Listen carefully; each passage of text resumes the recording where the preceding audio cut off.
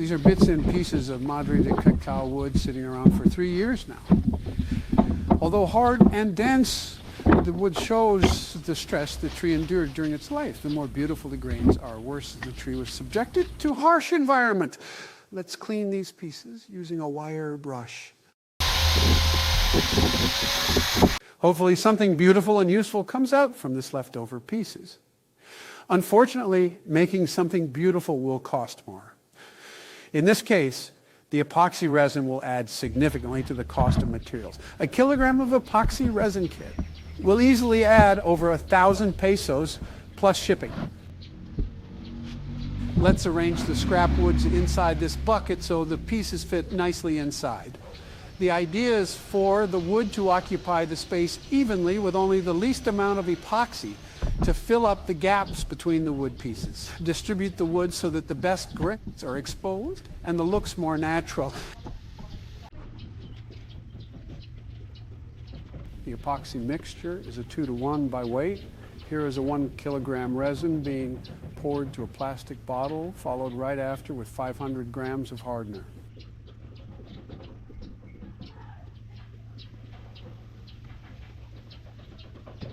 Now prepare the epoxy mix following the 2-to-1 ratio between the epoxy and the hardener. Add color to the mix to match with the wood color. Stir the mixture thoroughly and pour into the bucket. Trapped air will be present and expected during the pour, so we put all inside a pressure tank.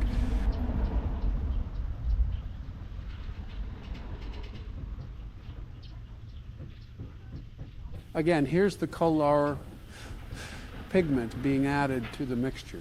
Stir the liquid thoroughly to obtain a good chemical reaction and maximum progress.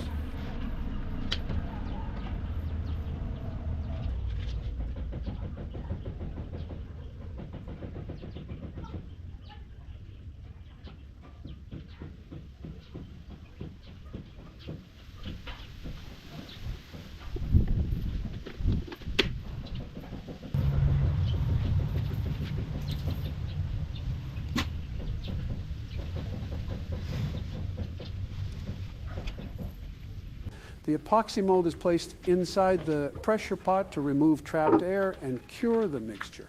This takes about 24 hours or at least overnight to finish. The sealed pot lid is tightened by 4 bolts and nuts to keep and maintain the 60 to 80 psi of pressure inside. Well, let me tell you, folks, when my friend John told me about tightening those bolts and nuts, I said, John, I know all about tightening. It's one of my greatest talents. Believe me, nobody tightens like me. This is Charlie, our dog. Gives me company all the time. I'm here in the garage. He can get too noisy sometimes and loves to bite my toenails. One thing he doesn't do is chew the electric wire going to the lathe machine. Now, folks, I know a thing or two about pressure, whether it's the pressure pot from our epoxy projects, or the pressure of being the President of the United States. But let me tell you, nothing compares to the pressure of trying to keep Charlie from chewing on my toes while I'm turning on the lathe. Now, folks, I gotta say, being president ain't easy, but neither is trying to teach my dog Charlie how to do a TikTok dance. I mean, the man's got 2 left feet and 4 left paws. We remove the cured epoxy from the pot. Why? First releasing the air pressure. Here the epoxy is fully cured and hardened. This is going to be a struggle releasing the mold.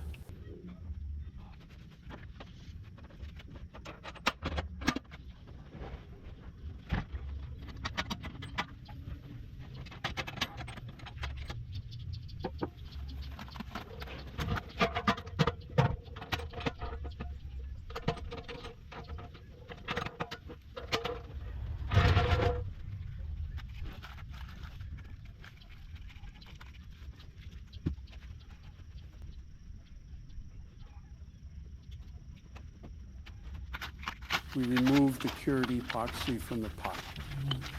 Why? First releasing the air pressure. Here the epoxy is fully cured and hardened. This is going to be a struggle releasing the mold.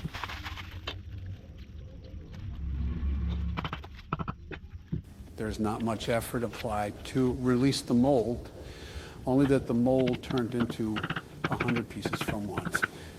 This is how the 45 pesos bucket turned out after shredding it off just to release the hardened epoxy. Find the center and attach the flange chuck on the workpiece. Try to get the center as close as possible for balance. The flange is secured by 4 screws before mounting it onto the headstock of the lathe. Now, folks, when it comes to lathes and turning, we all know you need a steady hand and a sharp mind. And let me tell you, after years of dealing with Mitch McConnell in the Senate, I've got both of those in spades. Now, Jake, when attaching the flange chuck, you want them to make sure it's as secure as my dentures before I debate Trump.